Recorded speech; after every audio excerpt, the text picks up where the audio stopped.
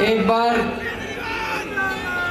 सब लोग दिल से जोर से भारत माता का जयकारा लगाएंगे, मुट्ठी बंद करेंगे, हाथ ऊपर करेंगे और दिल से बोलेंगे, भारत माता की, भारत माता की, इनकलाब, इनकलाब, वंदे वंदे।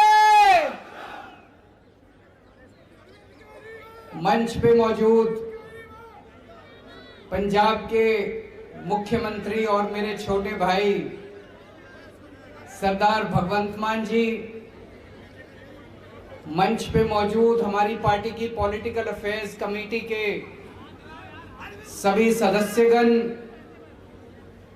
आज यहाँ पे आए हुए सभी दिल्ली सरकार और पंजाब सरकार के सभी कैबिनेट मंत्री, पंजाब से आए हुए और दिल्ली के सभी एमएलए और सभी भाइयों बहनों माताओं बुजुर्गों बच्चों, आप सब लोगों को मेरा नमस्कार, सबको मेरा प्रणाम। दोस्तों, आज 3 महान हस्तियों का शहादत दिवस है।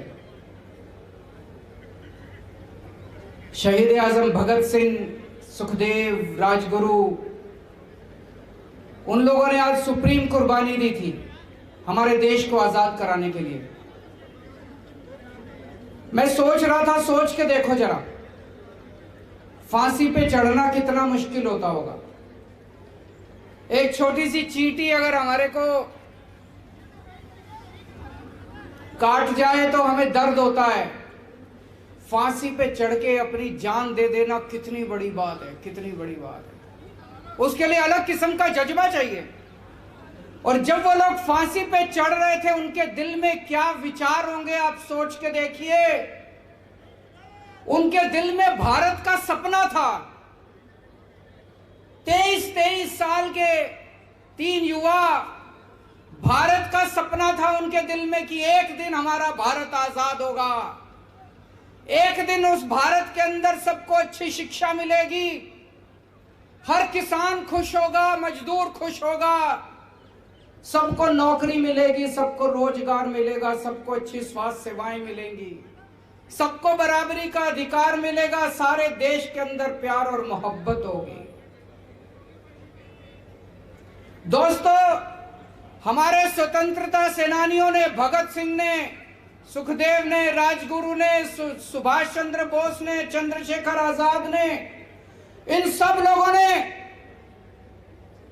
अंग्रेजों के टाइम पे अंग्रेजों के खिलाफ खूब पोस्टर चिपकाए थे, खूब पोस्टर चिपकाए थे।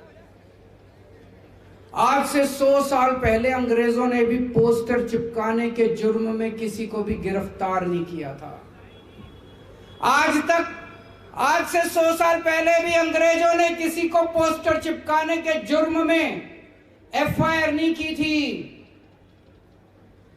भगत सिंह ने सोचा भी नहीं था कि एक ऐसा भारत बनेगा आज से 100 साल के बाद, कि एक ऐसा प्रधानमंत्री आएगा कि पोस्टर चिपकाने के जुर्म में 138 एफआईआर हो जाएंगी। 138 एफआईआर। इस देश के अंदर किसी महिला के साथ कुछ गलत काम हो जाए तो एफआईआर दर्ज कराना नानी याद आ जाती है।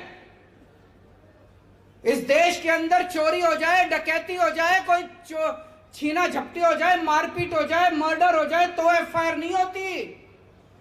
24 घंटे के अंदर पोस्टर चिपकाने के जुर्म में 138 एफआईआर।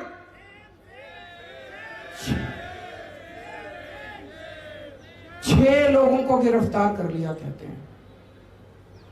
एक कोई प्रिंटर है और 6 लोग हैं जो बेचारे गरीब आदमी दीवारों पे पोस्टर चिपका रहे थे उनको। यार, ये चल क्या रहा है? प्रधानमंत्री जी की तबीयत ठीक है? मैं पूछना चाहता हूं, प्रधानमंत्री जी की तबीयत ठीक है?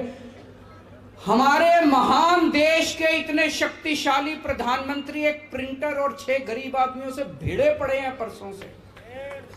ये शोभा देता है हमको। इतने महान देश के शक्तिशाली प्रधानमंत्री एक प्रिंटर से भिड़े पड़े हैं परसों से। ये पोस्टर ही तो था, मोदी हटाओ देश बचाओ, लगा लिया, क्या फर्क पड़ गया? तबीयत ठीक है प्रधानमंत्री जी की?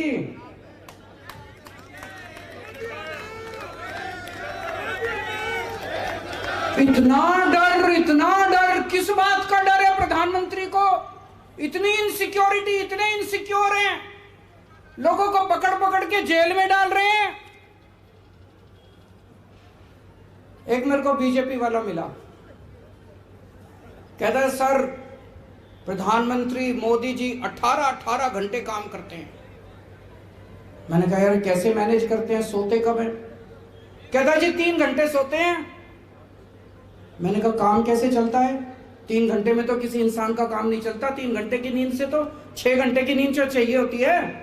मैंने कहा 3 घंटे की नींद से तो काम नहीं चलता। बोला जी उनको दैवी शक्ति मिली हुई है। मैंने कहा पगले ये दैवी शक्ति नहीं कहते, इसको नींद की बीमारी कहते हैं। प्रधानमंत्री जी को बोलो ठीक से सोया करें, नींद नहीं आती तो नींद की गोली ले लिया करें, किसी अच्छे डॉक्टर को दिखा लें। अगर प्रधानमंत्री जी ठीक से सोएंगे नहीं तो सारा दिन चिड़चिड़े रहते हैं। कभी उनको हंसते देखा है? सारा दिन चिड़चिड़े रहते हैं, गुस्सा आया रहता है, इसको जेल में डालो, इसको जेल में डालो, उसको सवेरे से शाम तक बस जेल में डालो, जेल में डालो, जेल में डालो। तो मैं भगवान से प्रार्थना करता हूं कि प्रधानमंत्री जी स्वस्थ रहें। हमारे देश के प्रधानमंत्री स्वस्थ होंगे तभी देश तरक्की करेगा। आज इन्होंने, बीजेपी वालों ने मेरे खिलाफ भी बहुत पोस्टर लगा दिए पूरी दिल्ली में। मीडिया वाले आए, पता चला कोई पुलिस उनको, मेरी सारे पुलिस वालों से विनती है हाथ जोड़ के किसी को गिरफ्तार मत करना। जनता का हक है पोस्टर लगाना। केजरीवाल अच्छे काम करेगा तो जनता जय जयकार करेगी, केजरीवाल बुरे काम करेगा तो जनता पोस्टर भी लगाएगी मेरे खिलाफ। लगाए मेरे खिलाफ पोस्टर, मेरे को कोई आपत्ति नहीं है, कोई एफआईआर नहीं होगी, किसी को गिरफ्तार नहीं किया जाएगा।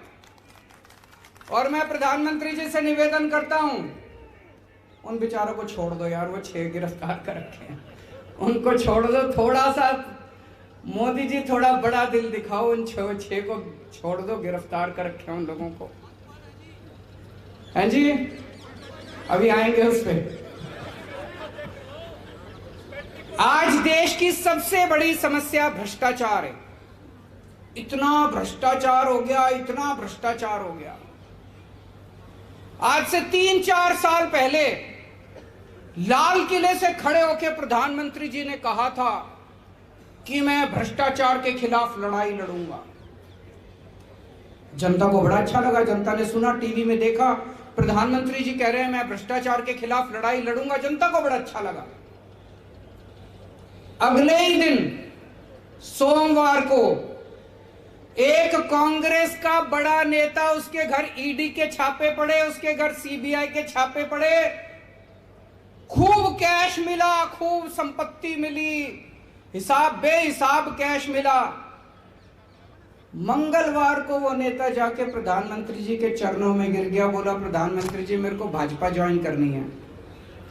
बुधवार को उसने भाजपा ज्वाइन कर ली, बृहस्पतिवार को उसके सारे केस बंद कर दिए। तृणमूल कांग्रेस का एक बड़ा नेता, उसके घर ईडी के और सीबीआई के छापे पड़े, खूब कैश मिला, उसने बीजेपी ज्वाइन कर ली, उसके सारे केस बंद कर दिए। तो लोगों को लगने लगा यार ये प्रधानमंत्री तो झूठ बोल रहा है। कह रहे थे मैं भ्रष्टाचार के खिलाफ लड़ूंगा, ये कोई भ्रष्टाचार के खिलाफ लड़ रहे हैं। तो पूरे देश में एक राज्य के अंदर 8 एमएलए इन्होंने ईडी सीबीआई भेज के छापे मारे, उनको सारों को अपनी पार्टी में शामिल करा लिया। एक और राज्य के अंदर 20 एमएलए उन्होंने अपनी पार्टी में शामिल करा लिए। तो प्रधानमंत्री जी का मैसेज साफ है। मोदी जी कह रहे हैं मेरे को भ्रष्टाचार से परहेज नहीं है, करो भ्रष्टाचार, खूब भ्रष्टाचार करो, लेकिन मेरी पार्टी में आके करो, बाहर रह के नहीं करने दूंगा। दूसरी पार्टी में भ्रष्टाचार नहीं चलेगा, जो भ्रष्टाचार करना है मेरी पार्टी में आके भ्रष्टाचार करो। बीजेपी में जितना भ्रष्टाचार करो खुली छूट है, कोई ईडी नहीं, कोई सीबीआई नहीं, खुलेआम भ्रष्टाचार करो। ये भ्रष्टाचार से लड़ाई करेंगे। इनके एक नेता हैं कर्नाटक में, उनके घर पे रेड हो गई, पता नहीं कैसे हो गई, मेरे को तो यही नहीं समझ आ रहा वो पहुंच कैसे गए। उसके घर रेड में, उसे उम्मीद ही नहीं थी रेड होगी। 8 करोड़ रुपए कैश मिला, 8 करोड़ रुपए, 8 करोड़ कैश मिला।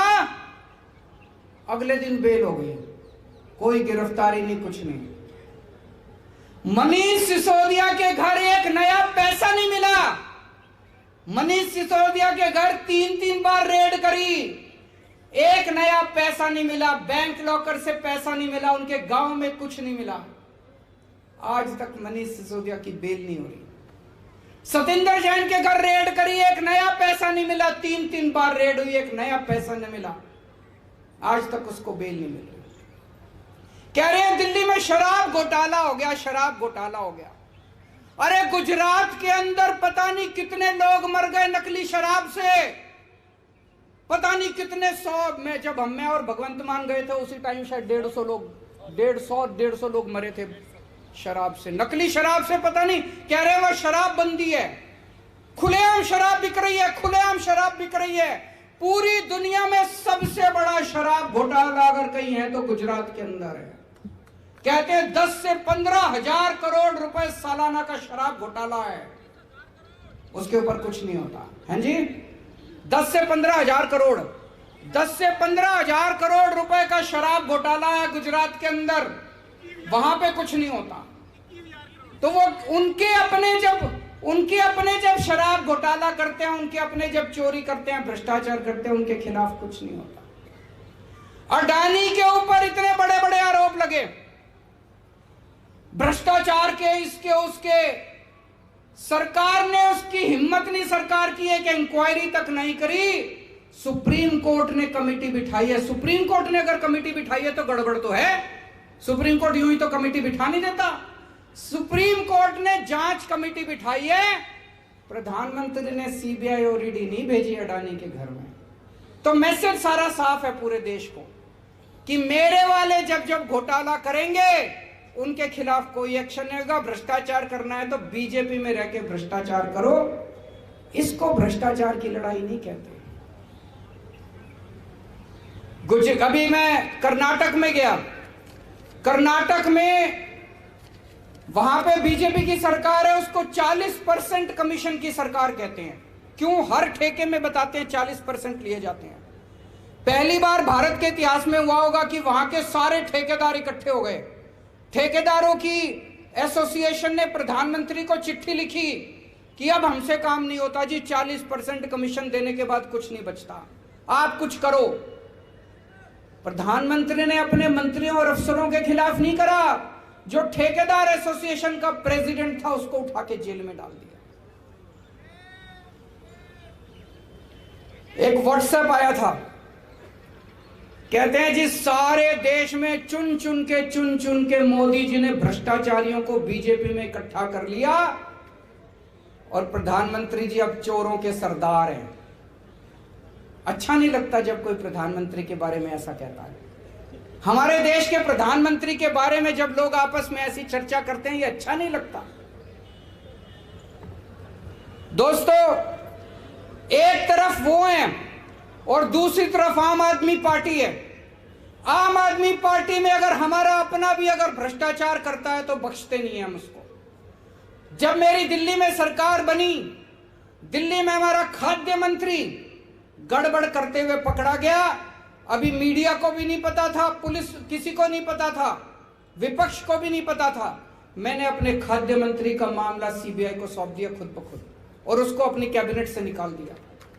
भगवंत मान साहब ने थोड़े दिन पहले, इनका सेहत मंत्री, उसके खिलाफ इनको पता चला, उन्होंने अपने आप से सेहत मंत्री को हटा के पुलिस को सौंप दिया। अभी थोड़े दिन पहले एक एमएलए पंजाब के अंदर गड़बड़ करता हुआ पाया गया, अपना खुद का एमएलए इन्होंने पकड़ के उसको पुलिस को सौंप दिया। मोदी जी अगर ईमानदारी सीखनी है तो आप आम आदमी पार्टी से ईमानदारी सीखिए, नहीं तो ये भ्रष्टाचार और ईमानदारी की बातें आपके मुंह से अच्छी नहीं लगती। आज दिल्ली की सरकार को चलाते हुए 8 साल हो गए। इन 8 सालों में हमने जो भगत सिंह का सपना था, भगत सिंह के विचार थे, उसके हिसाब से सरकार चलाने की कोशिश कर रहे हैं। हर गरीब के लिए अच्छी शिक्षा का इंतजाम कर रहे हैं, हर परिवार के लिए अच्छे इलाज का इंतजाम कर रहे हैं। दिल्ली के अंदर आज जितनी तेजी से विकास हो रहा है, 75 साल के अंदर उतनी तेजी से विकास नहीं हुआ था। हमारी पढ़े लिखे लोगों की सरकार है, हमारी पढ़े लिखे लोगों की पार्टी है। और जब मैं सरकार चला रहा हूं, मैं मीटिंग लेता हूं अफसरों की, मैं ये देखता हूं कि मुख्यमंत्री को पढ़ा लिखा होना कितना जरूरी है। ये अफसर आपको यूं घुमा देते हैं, आप मीटिंग लेते हो वो यूं घुमा देते हैं, आपको पता ही नहीं चलता कोई क्या कह गया, आपसे यूं ही फाइलों के ऊपर साइन करा लेते हैं। अगर आप पढ़े लिखे नहीं हो, आप सरकार नहीं चला सकते, आपको कोई भी बेवकूफ बना के चला जाएगा। 2016 नवंबर में नोटबंदी की गई। पूरे देश में एक दिन रात को 8 नवंबर को रात को 8 बजे प्रधानमंत्री जी ने आके कहा कि आज से 500 के और 1000 के नोट लागू नहीं होंगे। पूरे देश के अंदर अफरा तफरी मच गई, लोगों के घर में खाने को नहीं था। लंबी लंबी लाइनों में लोग खड़े हुए, पता नहीं कितने लोग शहीद हो गए लाइनों में खड़े हुए, कितने लोग बेरोजगार हो गए, कितनी दुकानें बंद हो गई, इंडस्ट्री बंद हो गई। पूरा देश 10 साल पीछे चला गया, पूरा देश 10 साल पीछे चला गया। बाद में मैंने पता किया ये नोटबंदी हुई क्यों थी, तो पता चला प्रधानमंत्री जी के पास कुछ लोग गए, उन्होंने प्रधानमंत्री जी को बेवकूफ बना दिया। बोले प्रधानमंत्री जी अगर आप नोटबंदी कर दोगे तो भ्रष्टाचार दूर हो जाएगा। मैं आपसे पूछना चाहता हूं भ्रष्टाचार दूर हुआ? बोले प्रधानमंत्री जी नोटबंदी कर दोगे आतंकवाद दूर हो जाएगा। मैं आपसे पूछना चाहता हूं आतंकवाद दूर हुआ?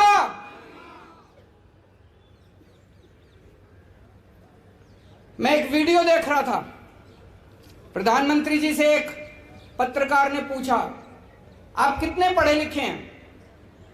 उन्होंने कहा मैं हाई स्कूल तक गया हूं, उसके बाद मैंने पढ़ाई नहीं की। एक और उनका भाषण सुन रहा था, उसमें वो खुद ही कह रहे थे मैं कोई खास पढ़ा लिखा नहीं हूं, गांव के स्कूल में गया था, उसके बाद मैंने पढ़ाई नहीं की। मैं समझ गया, अगर देश में आज पढ़े लिखे प्रधानमंत्री होते, भाई साहब कभी भी नोटबंदी नहीं होती, क्योंकि वो समझ जाते कि नोटबंदी से कितना नुकसान हो सकता है। अगर पढ़े लिखे प्रधानमंत्री होते तो देश 10 साल पीछे नहीं चला जाता, देश की अर्थव्यवस्था 10 साल पीछे नहीं जाती। पढ़े लिखे प्रधानमंत्री बहुत जरूरी हैं।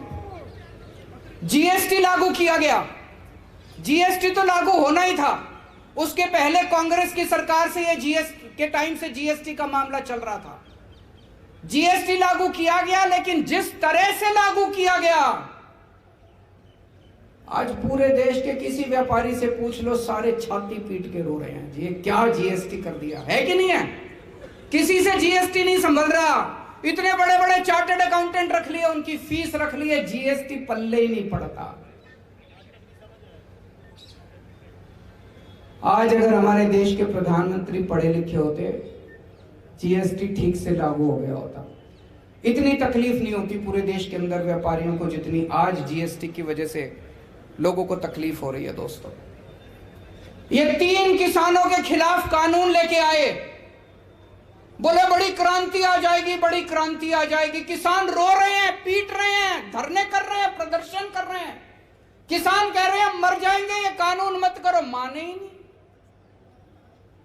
अंत पंत में जब 1 साल कई 750 किसान शहीद हो गए, 1 साल तक किसान दिल्ली के बॉर्डर पे बैठे रहे, उसके बाद इनको 3 कानून वापस लेने पड़े। आज अगर देश में पढ़े लिखे प्रधानमंत्री होते, वो पहले ही समझ जाते कि ये 3 कानून किसानों के खिलाफ है। पिछले 3 साल में देश में 60,000 सरकारी स्कूल बंद हो गए, 60,000 सरकारी स्कूल बंद हो गए। हमारे देश की जनसंख्या बढ़ रही है, गरीबी बढ़ रही है, और सरकारी स्कूल बंद हो रहे हैं। ये चल क्या रहा है? सरकारी स्कूल तो और खुलने चाहिए थे, 60,000 क्या 6 लाख सरकारी स्कूल खुलने चाहिए थे। देश में 6.25 लाख गांव है, हर गांव के अंदर एक सरकारी स्कूल होना चाहिए, और ये स्कूल बंद कर रहे हैं। आज अगर एक पढ़ा लिखा प्रधानमंत्री होता, वो शिक्षा की कीमत को समझता, वो समझता कि देश को आगे ले जाने के लिए शिक्षा कितनी जरूरी है, वो 60,000 सरकारी स्कूल बंद नहीं करते, वो 6 लाख नए सरकारी स्कूल खोलते। आजादी के बाद 75 साल हो गए, आज तक देश के सरकारी स्कूलों का इन सारों ने मिलकर भट्ठा बिठा दिया। गरीब अपने बच्चों को मजबूरी में सरकारी स्कूलों में भेजते हैं। 75 साल के बाद ऊपर वाले ने एक शख्स को भेजा, मनीष सिसोदिया। उसने देश के दिल्ली के सरकारी स्कूलों का कायाकल्प कर दिया। आप जाके देखो, अभी मैं 4 दिन पहले एक नया स्कूल उद्घाटन करके आया हूं। दिल्ली का डीपीएस मॉडर्न स्कूल, वसंत वैली, जीडी गोयंका को पीछे छोड़ते हैं आज हमारे दिल्ली के सरकारी स्कूल। इतना शानदार स्कूल, इतने शानदार सरकारी स्कूल, इतना हमारे बच्चे, गरीबों के, रिक्शे वाले के, मजदूर के बच्चे आज डॉक्टर, इंजीनियर, वकील बन रहे हैं। ऐसा शख्स जिसने देश के करोड़ों करोड़ों बच्चों के मन में, उनके माँ बाप के मन में एक उम्मीद पैदा की कि हमारे बच्चों को भी अच्छी शिक्षा मिल सकती है। नहीं तो एक रिक्शे वाले का बच्चा सोचता था मेरा बेटा भी रिक्शा चला लेगा, मजदूर का बच्चा सोचता था मेरा बेटा भी अब मजदूर बनेगा बड़ा होके। अब ये सपना देख रहे हैं हमारे बच्चे डॉक्टर बनेंगे, इंजीनियर बनेंगे, अमीर बनेंगे। ऐसे शख्स को प्रधानमंत्री जी ने जेल में डाल दिया। कोई अगर पढ़े लिखे प्रधानमंत्री होते तो मेरे को फोन करते, कहते अरविंद जी पार्टीबाजी छोड़ो, आप ये मनीष सिसोदिया को मेरे को दे दो, मैं इसको देश का शिक्षा मंत्री बनाऊंगा। बोलते कि नहीं बोलते? उन्होंने इनको पकड़ के जेल में डाल दिया। बताओ, मेरे को बड़ी तकलीफ हुई। अब मनीष सिसोदिया के लिए नहीं, मनीष सिसोदिया तो भगत सिंह है, जान ले लो उसकी, फांसी पे चढ़ा दो, खुशी खुशी देश के लिए फांसी पे चढ़ जाएगा। मुझे देश के लिए चिंता हुई कि इतने अच्छे शख्स को इन्होंने उठा के जेल के अंदर डाल दिया।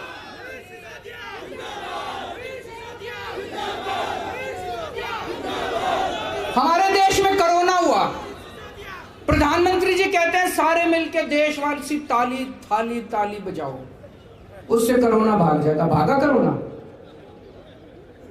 एक दिन कई सारे वैज्ञानिक बैठे थे, उन वैज्ञानिकों को प्रधानमंत्री जी भाषण दे रहे थे। बोले कि गंदी नाली में से जो बदबू आती है, उसमें जो झाग निकलते हैं ना गंदी नाली में, कीचड़ में से, बोले उसमें से वो जो गैस निकलती है उसमें से चाय बनाओ। तो यार सारे गैस का सिलेंडर छोड़ के गंदी नाली में से, ये क्या है? ऐसी बातें करते हैं प्रधानमंत्री जी। एक दिन बोले ये जो बारिश आती है, बारिश में बादल हो जाते हैं, बादलों के टाइम पे हमें आक्रमण करना चाहिए दूसरे देश पे, उसमें राडार में पकड़ा नहीं जाता। वो मैं देख रहा था, सारे मजाक उड़ा रहे थे उनका। अगर आज हमारा प्रधानमंत्री पढ़े लिखे होते तो इस किस्म की बेतुकी बातें नहीं करते जिससे देश का सर झुक जाता है इन बातों से। इससे बड़ी बात यह, मेरे को डर लगता है, जो अभी मान साहब ने कहा, बड़ी इंपॉर्टेंट बात कही। जब फाइलें आती हैं उनको आधे बार अगर आदमी पढ़ा लिखा ना हो, आज गवर्नेंस इतनी कॉम्प्लिकेटेड हो चुकी है, सरकार इतनी कॉम्प्लिकेटेड हो चुकी है, अगर आदमी पढ़ा लिखा ना हो, आधी बातें उसको समझ में नहीं आती कि अफसर मेरे से कहां साइन करा रहे हैं। मेरे को डर इस बात का लगता है, चिंता मुझे मेरे देश के बारे में होती है कि मेरे देश के प्रधानमंत्री अगर पढ़े हुए नहीं हैं तो रोज पता नहीं कितने निर्णय ले रहे हैं, कितने डिसीजन ले रहे हैं। वो डिसीजन सही है कि नहीं है, वो निर्णय सही है कि नहीं है, वो कौन करवा रहा है उनसे? कोई भी आके उनसे कुछ भी लिखवा के ले जाता है, कोई नोटबंदी करवा देता है, कोई थाली ताली बजवा देता है, कोई किसानों के कानून बनवा देता है, कोई कुछ करवा देता है, कोई कुछ करवा देता है। हमारे देश जा कहाँ रहा है? हमारा देश, डर लगता है मुझको। इसलिए आज मैं सारे देशवासियों के सामने एक प्रश्न छोड़ के जाना चाहता हूं। क्या 21वीं सदी के भारत का निर्माण करने के लिए एक पढ़े लिखे प्रधानमंत्री की जरूरत है? क्या एक कम पढ़े लिखे प्रधानमंत्री 21वीं सदी के भारत का निर्माण कर सकते हैं? ये हम सब लोगों को मिलकर सोचने की जरूरत है। अंत में आप सब लोगों से निवेदन है, पिछले कुछ दिनों के अंदर पंजाब में शांति बहाली करने के लिए, कानून व्यवस्था को स्थापित करने के लिए हमारे प्यारे मान साहब ने जो काम किया है, जितनी मैच्योरिटी के साथ और जितनी शांति के साथ, एक खून की बूंद नहीं बही, एक गोली नहीं चली, बिल्कुल अच्छी तरह की प्लानिंग के साथ उन्होंने जिस तरह से काम किया है, आज पंजाब का बच्चा बच्चा, देश का बच्चा बच्चा कह रहा है कि आम आदमी पार्टी भी शानदार कानून व्यवस्था लागू कर सकती है। एक बार सारे जने खड़े होकर मान साहब के लिए ताली बजा दीजिए। भारत